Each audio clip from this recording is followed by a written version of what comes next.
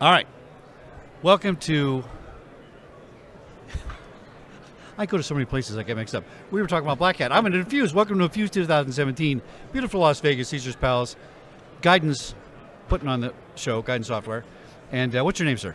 My name is James Jardine. And Jardine, what do you do? I do application security of a company, DevelopSec. All right. And I help organizations build up application security programs. I do security testing, so pen testing, and I provide advisory services and education around helping developers, QA teams, and the like get better at building security into their development process. Now, I love this idea and this concept. So I'm an old cop. I had my first computer in 1984. It was 2 floppy drives, and then they came out with a hard drive that was 25 megabytes, and I went, oh my God, I got to buy it for $1,200. I understand how all this stuff works, but I'm no genius. And when you say that I help people talk about the security in the app development, I went to Black Hat, interviewed 50 people, and here's what I'm hearing. Oh yeah, what's your company do? Oh yeah, well we check for security flaws in open source. What do you mean? Don't people pay attention to that? Oh no. A coder just puts a code up there. He doesn't care about the security aspect, and then somebody comes in and sticks the security on top of it if they have to, or they patch or they do something like that. And I say, why don't they start with security as the first line of code? Because it costs money. It takes more time. You can't get the product to market and so on. So tell me about how you get into that space first and start. It sounds like you're starting at that level instead of coming in after with a solution. Yeah, I mean, that's the goal, right, is to get in there ahead of time. Security from an application standpoint has been after the fact, right? We do pen testing, we do static analysis, we do dynamic analysis after we're writing the code. And my goal is to get in front, and create what I like to call the process. Right. So as you're going through, it's not just your secure development lifecycle, but also the governance around it, the policies, everything that's around that. Right. So you have training of development, and it's not just developers, it's business analysts, it's QA, it's everybody that's involved with the application team. They're the ones that are going to be making sure we have secure code. Now, if we have, I may be wrong on this number, but if it's 80% of how apps are developed is from open source first, I'm not going to rewrite. Let me go find some code and bring it in here. How do you overcome that barrier? Well, yeah, I mean that's a difficult barrier to overcome because we do get a lot of stuff now from frameworks that are built, a lot of open source code, and some of that, if you have the capability, you might look into the open source and try to review it, but a lot of developers aren't going to do that. They don't have the time, right? As we talked about a minute ago, I don't have the time to do that, so maybe they're running it through static analysis, or you're hoping that they're doing it on their end, right? Are you checking how do they develop? Do they have processes in place? My focus is you're the developer. You're writing an application, not including those pieces that are external, but the code that you write internally, how are you going through that process to make sure your developers know how to write secure code? Because there's certain things that are strictly coding issues. I wonder if it was a discipline issue that you know what you do, and I know the security code, and we're two different people that do two different things? Is that what happened? Well, it's not necessarily two different things. I think it's the same thing. Right. But for so long, I started off as a developer. So, I came up as a developer.net since its beta release, and I can remember writing security flaws, and because I wasn't aware of security when I was writing. This was 15 years ago. Well, and I wasn't thinking about security. Nobody was doing what they're doing now, right? Right, and so security's really come to the forefront, and I've gotten into it, 7-8 years ago is when I made the switch into application security. But if you go to the conferences, you go to a lot of these conferences, right? Yeah. You go out to like a Black Hat, or you go to here at Infuse, which, although more forensics and incident response, there's not a lot of development teams that go to security conferences. That's true. I didn't There's think about not that a lot of security people that go to development conferences. I was at MS Build 2 weeks ago in Seattle. Not a lot of security people there. It's a developer conference. So we still have a hard time. We're breaking that barrier down, and we're seeing more security people at development and a little bit vice versa. But we still have a hard time getting the two to kind of commingle. So is this strictly driven by financials? I have to get this thing to market, and if I put the security guy on top of it, he's going to slow it down, and that's going to cost me $1 billion? It can't cost him that much money to do it slower. Am I wrong? And it doesn't necessarily mean you're going to do it slower when you implement security. Like my goal is I want to reduce the friction. I want to make it so it's seamless for you. So merge them together at the same time, there's lots of things out there that show that it costs more to fix a flaw later than it does beforehand. Right. But we also have this idea that we're a tool-first industry. So you're running static analysis, you're running dynamic analysis, you're running all these tools, and not really updating your process. Right. You know, I want to get the developer to not write cross-site scripting, not wait till a tool finds it, and then go back and fix it.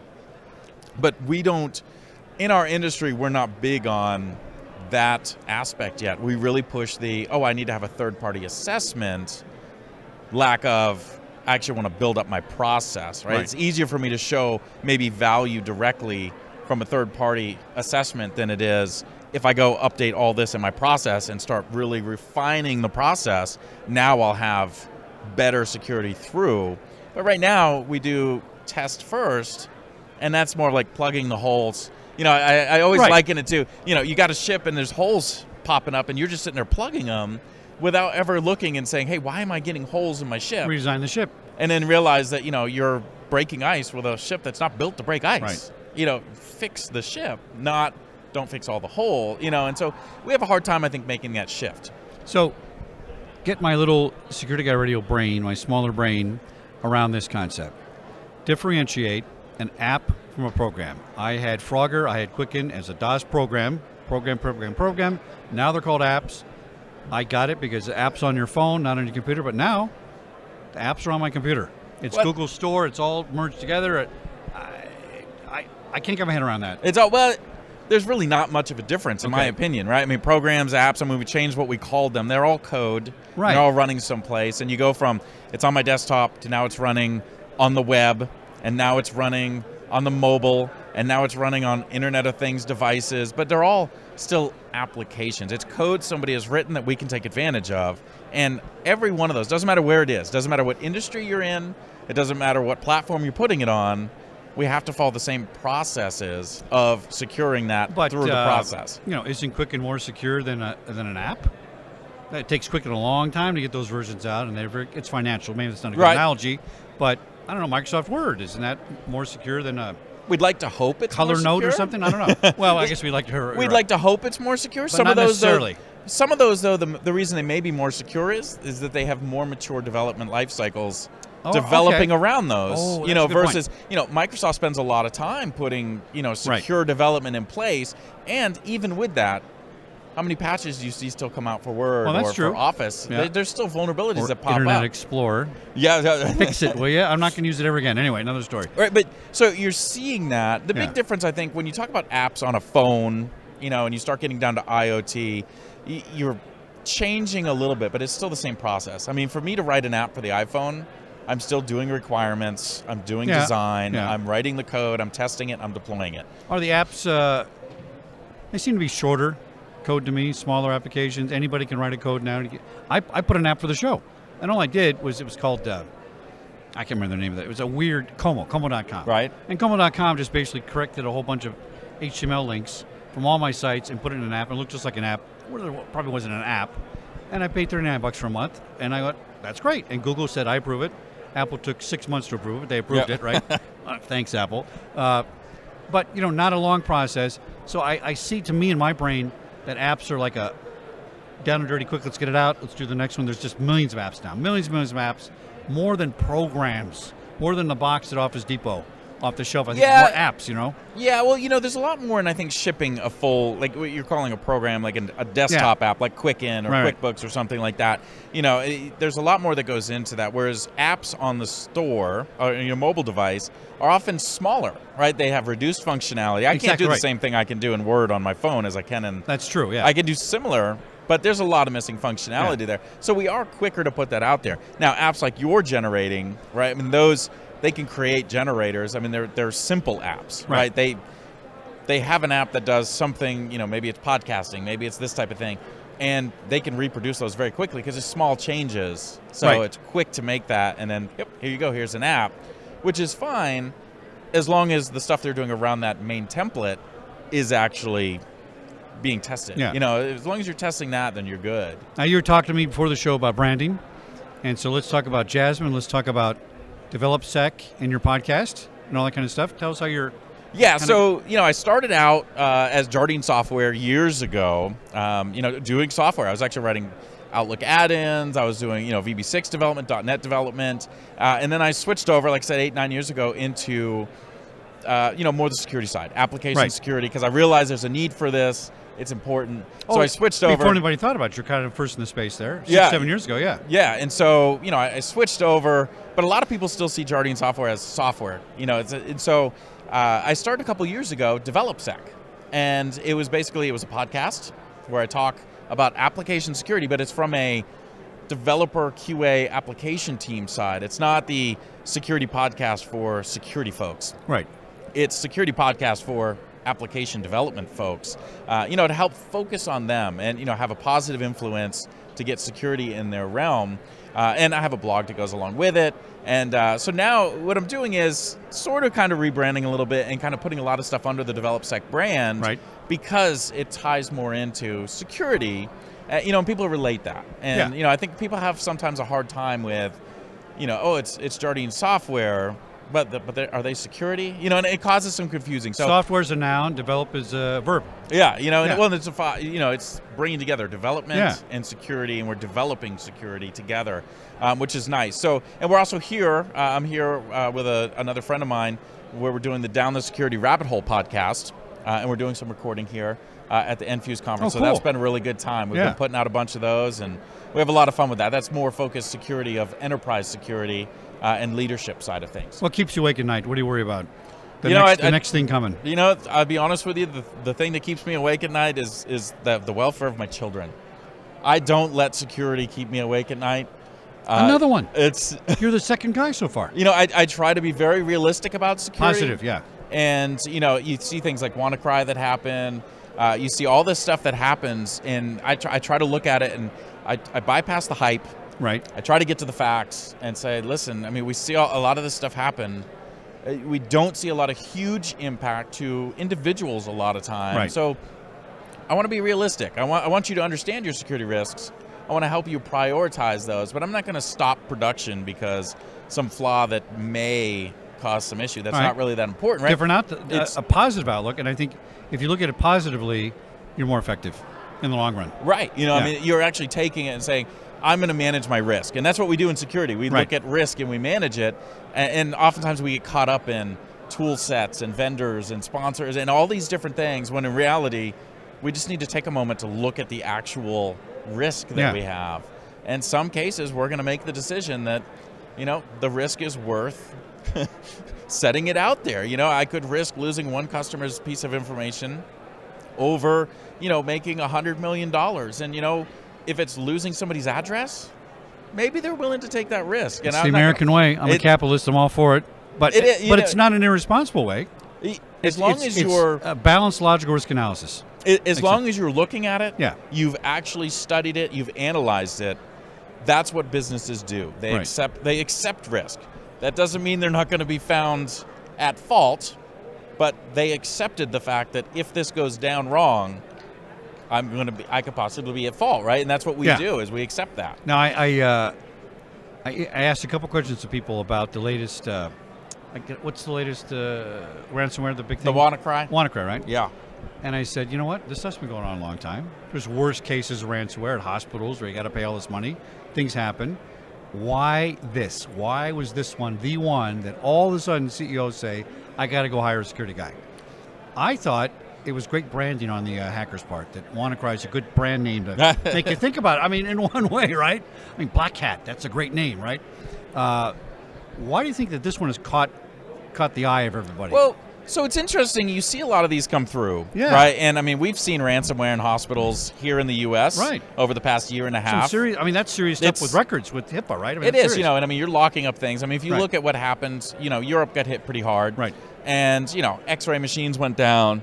Surgeries were canceled. There was a lot of stuff that happened. But if you really look at it, the true impact a lot of times was there was an inconvenience. Right. Right. I had to move my surgery. Emergency services were there. There was an inconvenience. It's not downplaying that it wasn't a big deal. It was, but it's being realistic about what actually happened. What's interesting is a lot of the people I talk to, when I go talk to CISOs, they have my same view of it. They're not saying, oh, we're increasing budget. It's, okay, ransomware hit, and we're looking at how we address this, but we're not changing our policies or anything like that. In security, we like hype. right? I mean, hype. Oh, We're yeah, yeah. incentivized for That's hype. right, that's it's, right. It's how we market our businesses. The word security is inflammatory. You know, Start out with. and in the day we live, the age we live in, you know, people want to be first to market, right? I mean, news is 24/7. Right. We know every detail about everything, and before we get the details, everybody's got assumptions on how everything is. And, you know, we thrive on that as an industry and as society, to be honest. You know, so we get a lot of this out, and it gets hyped up real quick. But you look, I mean, we're a week past it. Not a lot about WannaCry. You know, That's we're right, talking right. about it, but it's died down. And was it as bad as they said it was going to be? No. Could it Doesn't have been sound like worse? it, right. Sure, could Yeah. have. But I try not to live by could haves. Yeah.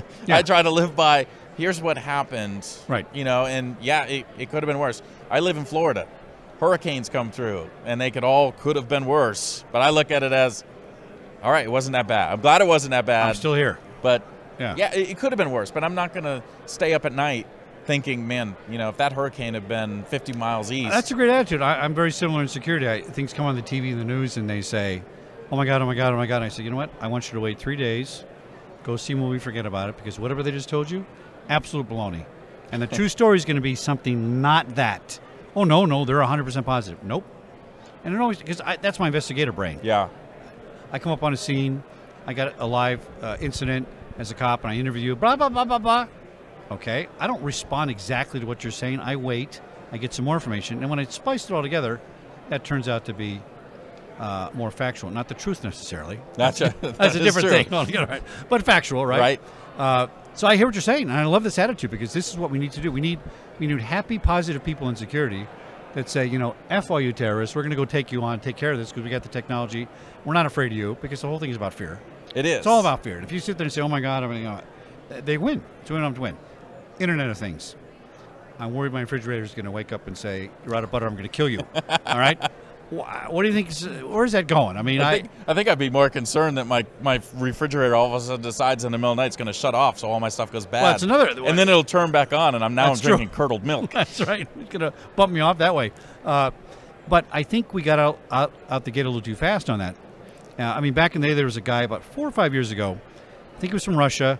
He figured out that every baby camera in the world, the default password was password. Right. And he logged into all these cameras, and here's all these babies and people, and he got them on other cameras. And then manufacturers started saying, you know what? Maybe we won't put that anymore as the password for default. But, you know, nobody cares about my Samsung television or Samsung refrigerator's password. And not that the refrigerator can do any harm now, but what could 1,000 refrigerators in Burbank linked together do? I don't know. Maybe something. Internet of Things is interesting, but I follow the same procedure as, you know, years ago we talked about web applications were the big problem, right? Well, like that's you're true. creating web applications, they're insecure, and we went through this whole phase of trying to help secure them, and they've gotten better. Right. Can we still get into a lot of applications? Yes, but they've gotten better. And then we had mobile applications, right? And mobile applications, a lot of new people came in to do mobile. They weren't the people that were writing web. That's right. I mean, anybody's writing an app these days. So they didn't go through all that. So now they're doing the same thing we did in web. Now you've got IoT, new to the internet idea, you know, and it's like, okay, I'm now taking things that have never connected, I'm going to connect it. So I'm not a mobile, I'm not a web, I'm now Internet of Things, so I haven't been through all this stuff. So again, it's that same cycle that we see every new technology that comes out that, you know, we saw default passwords on routers for a long time. We saw default passwords on admin accounts for web applications. Yeah. We saw hard-coded values in mobile. We're seeing all these same exact things in Internet of Things. That's right. I think they would learn from that. But they will learn from it. The problem is we have a hard time getting information out. In security, we know it. You know, I know all this stuff we shouldn't do. I know we shouldn't hard-code passwords. I know we should do this, this, and this. But again, developers aren't going to security conferences. Security's not going to development conferences. So when they go out to write this stuff, they don't have that information. That's very interesting. There's lots of stuff that's out there that if I'm in the know, it's easy for me to think I'm in the know. Yeah. I go talk to my wife about something that I know a lot about. She looks at me like I'm a lunatic. Oh, get me started. Honey, I think you got to do this and this with the lock and our Arlo cameras. I got it all handled. Don't worry about it. You don't know what you're talking about. I don't know what I'm talking about. 30 years in the business and I don't know what I'm talking about. I get it. You know what I'm talking about, oh right? My so God. If you're not in that, and because we separate development and security, They're not part of that. So they're not seeing the white papers that are coming out. They're not seeing it. Developers are so busy trying to keep up with the latest frameworks and the latest trends and all the stuff going on just in development, that trying to keep up with everything going on in security, Well, you know, it's a hard There's boat. a direct analogy to, and I saw this way early on. I wrote a white paper at Fox or Disney about the word security. My biz used to own security, physical. And I said, you know what? Now when you Google security, IT owns security. Now you have to type in physical security to understand that group of people. Yeah. Security's default is IT, right? You go to a conference like IC West, back in the day, 80% physical security applications, keys, locks, barriers, blah, blah, blah. There is some internet stuff and computer things and software, right? But those guys are black hat mostly, or they're a place like this, right? The physical security people and the IT security people seldom used to talk. I know it's better, but they still don't. So now we have that problem, physical and cyber not talking, and then there's a subset problem that you're telling me about, where the developers and the security people don't talk inside that sector. Yeah, it's segregated that out. It's all separate. It's weird to me. And security kind of has brought some of it on themselves, right? I mean, Right. We want to be. It's secretive by nature. We want to say build us in, don't bolt us on, but we build our structure as a bolt-on. You know, we want separate reporting chains. We want, to be a separate department. We want to be separate, but at the same time, we're saying no, we don't want to be separate. We want to be part of you. But we sit on the other side of the building. And some of the better apps that I see, it's the AppSec people are sitting with the development teams. They're not separated out. They're sitting right there with them. Yeah. So we have direct access. And, it's a hard thing to get past, though, because we've just got a history of this is how we do it. And you know how it is. I mean, this is how we do it. It's hard to change it. Oh, it's a process. And when you slow look, development, oftentimes hard-headed. I mean, I come from a development background. Right. I like what I know. I don't like what I don't know. Same thing with security, very hard-headed. And it's two different sets of data that are trying to come together with different views, and it's how do we get those to mingle together. I was very fortunate when I worked at Fox Disney. They sent me to a lot of corporate business training, right? And one thing we learned is that if GM wants to build, so it's 2017, if GM wants to build the 2025 Corvette, they have to start it now. Right. If you want to turn the Titanic around, it used to take 3 miles to turn it around because it's such a big freaking slow process. You can't just go and turn around and go the other way. I think this is what's going on. We're all going to get there. There's no dummies in this business. It's just the process is slow because you have so many different people converging to do their own thing, and it's just you get it. But if you didn't get out there and lead and try to make it happen, it would not happen at all. Yeah, it won't That's happen. for sure. And it is. Yeah. It's definitely one of those things I tell people. Look, you're not going to turn your development process into a secure development process overnight. Right. It's going to take a while. I mean, it could be a year, 2 year, 3 year project to get where you really want to be, because just like those other things, it's a process, and you don't make change overnight. You can't implement tools. You can't change the behavior of how people work there's or awareness how they now, think. and that's good. Yeah, we create that awareness and we get it moving, and then we start building upon that. But a lot of it starts with relationships. And security especially. You have to have It's all good about relationships with, across the board in your organization. We're past the day where you're running and hiding when you see security coming down the hall because they've got nothing but bad news. That's true. It should be, hey, great, security's coming down. Exactly. Because what I tell people when I do security is I'm a support function. I'm here to help the organization create better, more quality applications. And to do that, I'm helping support you as development, you as QA, you as business analysts to do what you do. Yeah. And I've had customers before where they're like, well, if you know what it is, just tell me. If you know the architecture, tell me. And I'm like, I don't know the architecture. I know what to look for when you're designing your architecture. Let me help you, design that out better, but it's your architecture. I'm not here to own that. And a lot of people, that's where they get caught up, is security wants to come in and try to control. Exactly. And it's like, look, I'm not here to control. I don't want to be your architect, because the last thing a developer wants is to lose that feeling like, wait, I didn't create that. Somebody else created that. This is a brilliant insight. I use this in the corporate physical security world. I'm your consultant. I'm your free, super duper good consultant. I'm going to advise you on what I think your best practice is for that movie, for that soundstage, for that production. Take my advice or leave it, and no hard feelings. Right. And eventually they come back and say, you know, Chuck, that thing you told us, we completely cocked it all up and it's a big mess. Tell me what you want me to do again. And then it becomes their idea, and then you sell it. Now, Miss Jamie, do we feel safer or less safe now? We feel safer. Every show I come out and I go, I don't feel good about that. I'm worried. I'm not worried with you in charge of these things and at the helm and trying to lead it, because I feel better with your positive attitude. So congratulations. Thank you. Now, how do you want to brand yourself on the sign-off? You want to go DevelopSec, or give us your name, website, how we can get a hold of you? What do you want to do? Yeah, we can do DevelopSec. All right. Yeah, so, you know, you Is can it reach a me. .com, a .net? It is. It's developsec.com. Right. And, you know, you can also reach me at Twitter at DevelopSec. Okay. There's podcast at DevelopSec. You know, or you can email me, james@developsec.com. All great ways to be able to reach out. Excellent. Thanks for coming on Security Guy TV. Yeah, I Security appreciate Guy it. Radio, rebranded SecurityGuyTV.com. See, I got the whole branding thing mixed up, but hopefully it works. Thanks, my friend. Very good interview. Thanks. Thanks.